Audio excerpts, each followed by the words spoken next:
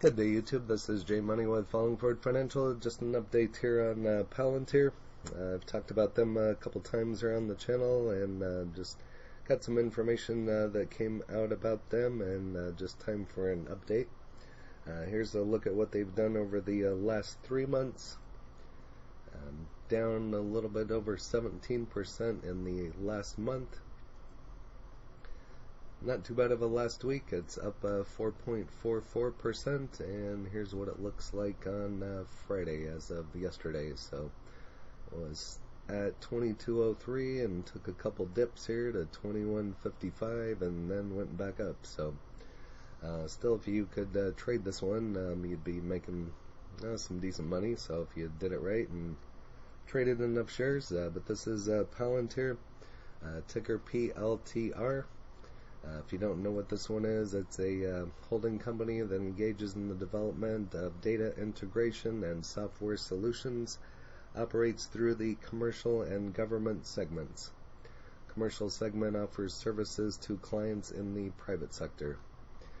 Founded in 2003 and headquartered in Denver, Colorado. Average volume of 24 million and a market cap of 45.22 billion.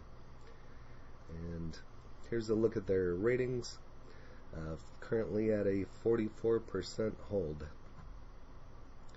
And had some information come out here. There's a couple articles. Palantir Technology revenue growth needs to accelerate for the company to turn a profit anytime soon. This is just dated on the 16th, so a couple days ago. So they recently become a favorite stock on Reddit and Wall Street. The stock is apparently now being purchased by hedge funds. As an investor, you may be wondering if you're missing out and whether you should also be buying the stock. Before you do, it's important to consider your time horizon. Wall Street Bets is followed by momentum traders who tend to have fairly short time horizons. Hedge funds have slightly longer time horizons, which is nice and good for the stock price until they take themselves out of it. Then obviously the stock price will go down, or eventually does, but they are usually a lot shorter than those of a long-term investor. If you plan to invest in Palantir for the long run and to do so when everyone else is buying, there's a chance you'll be overpaying.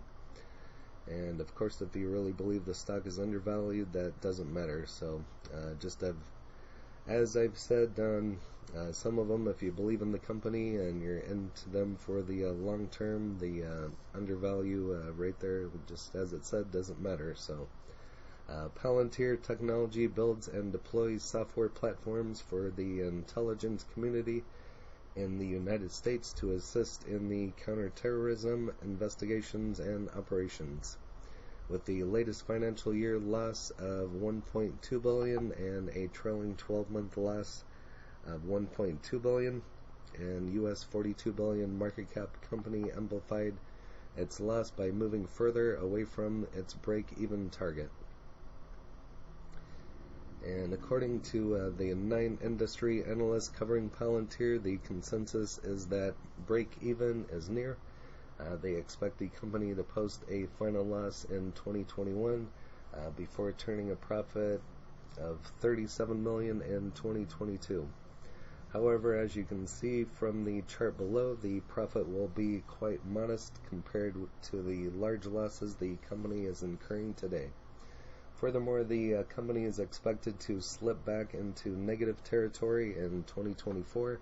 Even the most optimistic estimates are quite modest relative to the current losses. And when you drill down into the numbers, there appears to be a lot of downside risk. When Palantir breaks even, it is only expected to earn $37 million in net income compared to the current loss of $1.2 billion. And to get their revenue growth will need to accelerate 29% a year compared to the 12.5% growth it's achieved over the last 6 years. In other words, the company needs to perform very well just to break even. You can view the data more in detail by clicking on the link, and you can find all this in Yahoo Finance. The bottom line is buying a stock because other people are buying it often turns out to be a bad idea. Especially for the long-term investors, when you invest in a company, it's always a good idea to have a clear reason for doing so, and also to be aware of the downside risk. If you buy Palantir as a long-term investment, you are making the call that revenue growth will accelerate in the next few years. Whether this happens or not remains to be seen, so that you may want to wait for more evidence to do more research. And so you can find all that right on Yahoo Finance. Next, over here on Markets.Business Insider, Palantir Technology stock is making all the right moves. There's being right, and then there's been Palantir. But for tomorrow's investors, today is increasingly shaping up as a big-time opportunity to buy shares with more confidence. Let's look at what's happening off and on the price chart of Palantir stock, then offer a risk-adjusted determination aligned with those figures. And so there's been some up and down with Palantir. I don't have any shares here in Robinhood currently. I have some in a retirement account, and just kind of let them sit there and hold them and try to buy the dips when I can. So it's kind of a long term for myself. The big data operatives shares have been all over the map since going public last fall. Some bullish Palantir investors were up as much as 65%, yet other Palantir stock bears enjoyed similar gains of 62%. Timing is everything, but that type of precision is also elusive. And so if you have any shares of Palantir, go ahead and list that in the comments along with your cost basis. That would be interesting to know, and any other information that you have that we could all share and compare our Palantir stocks together. Palantir outpaces stock market gains. What you should know, this is just dated a couple days ago on the 21st. They closed at $22.52, making a 1.53% move from the previous day. The stock outpaced the S&P 500 daily gain of 0.82% coming into today. Shares of the company had lost 12.68% in the past month. In the same time, the business service sector lost 14.63%. While the S&P 500 gained 3.89%, Wall Street will be looking for positivity from Palantir as it approaches its next earnings report date. For the full year, our Zacks consensus estimates are projecting earnings of 14 cents per share and revenue of $1.48 billion, which would represent changes of minus 26.32% and positive 35.26%, respectively, from the prior year. And like I said, you can find all this on markets.businessinsider.com. And so I'm just going to slowly scroll through here the rest of the information. Kind of digs into the valuation, the forward P ratio of 158.43. For comparison, in the industry has an average PE of 31.46, so looks a little bit high, which means Palantir is trading at a premium to the group. Technology services industry is part of the business services sector. This industry currently has a Zacks industry rank of 185, which puts it in the bottom 28% of all 250 plus industries.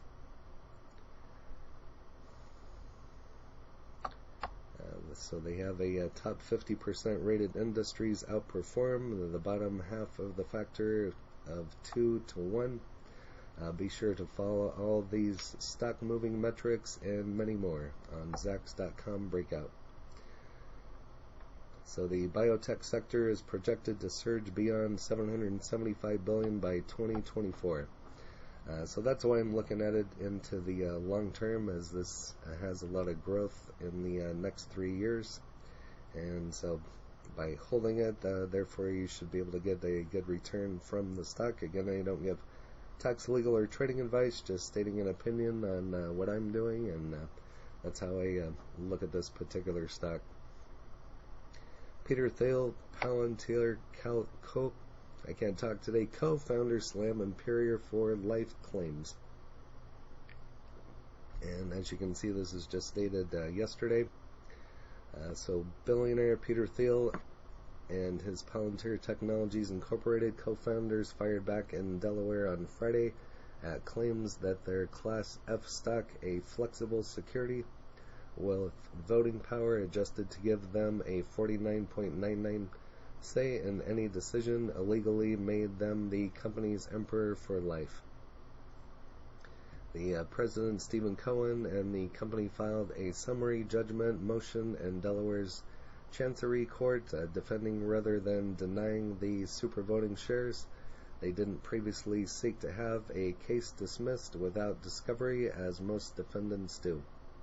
Although the proposed shareholder class action attacks the Class F stock for giving a specified percentage of voting power to the founders personally. And feel free to pause and go over the rest of the information. This kind of goes over some of the co-founders, and the Class F shares were approved by majority of Palantir's other investors when the company went public through a direct listing last year. And moving on, Palantir stock insider selling. Palantir Technologies insider sells 638,629 shares of stock, and this is just dated here today. So insider sells shares of stock in a transaction dated on Friday the 23rd. The stock was sold at an average price of $21.82 for a total of $13,934,884. Or no, I said that right. $13,934,884. The sale was disclosed in a filing with the Securities and Exchange Commission, which can be assessed through the SEC website. On Tuesday, July 6th, Alexander sold 638,629 shares of Palantir stock. The stock was sold at an average of $24.76 for a total, and so quite a difference. Palantir traded down 26 cents during midday trading on Friday, hitting $21.81. Shares of the company were exchanged compared to its average number of 66,877,867. The business has a 50-day moving average of 23.55. Company has a quick ratio of 3.88, a current ratio of 3.88, and a debt-to-equity ratio of 0.11. Palantir Technologies has a one-year low of $8.90 and a one-year high of $45. The stock has a market cap of $40.93 billion and a price-to-earnings ratio of 114.79. Palantir last released its earnings results on Tuesday, May 11th. The company reported a 4-cent earning per share for the quarter, hitting Nasdaq's consensus estimate of 4 cents.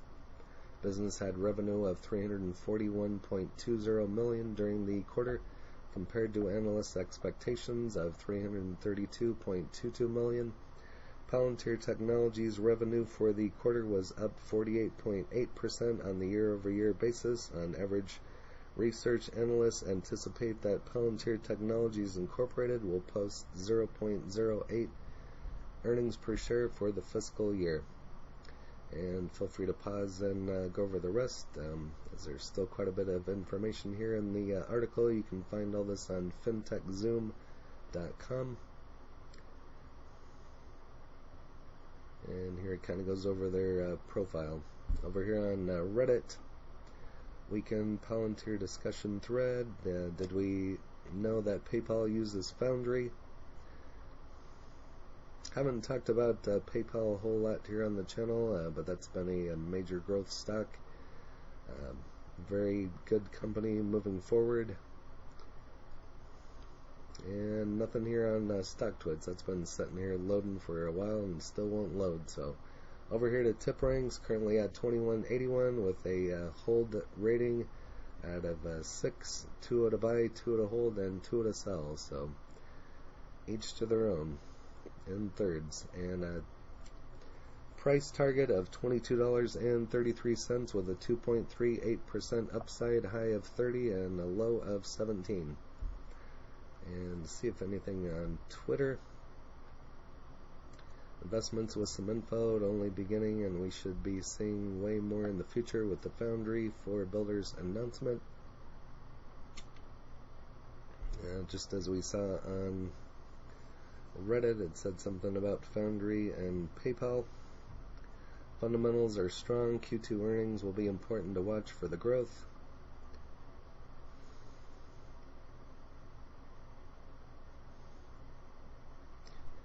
It's one of the most risk-reward stocks out there. A demonstrated management team, massive repeat government contracts. So that's another reason why I'm kind of into this one, is the government contracts. But again, can't rely on the government 100%, but it does add a good catalyst to it. To have some government contracts gives it a little bit more credibility, but some may beg to differ. So that is all that I have on Palantir. If you have Palantir, go ahead and list it in the comments, along with your cost basis and any other information that you have to share on Palantir.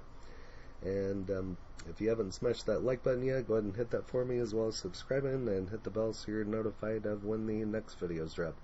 Again, this is J Money, following Forward Financial. Happy trading, happy investing, stay green. Cheers.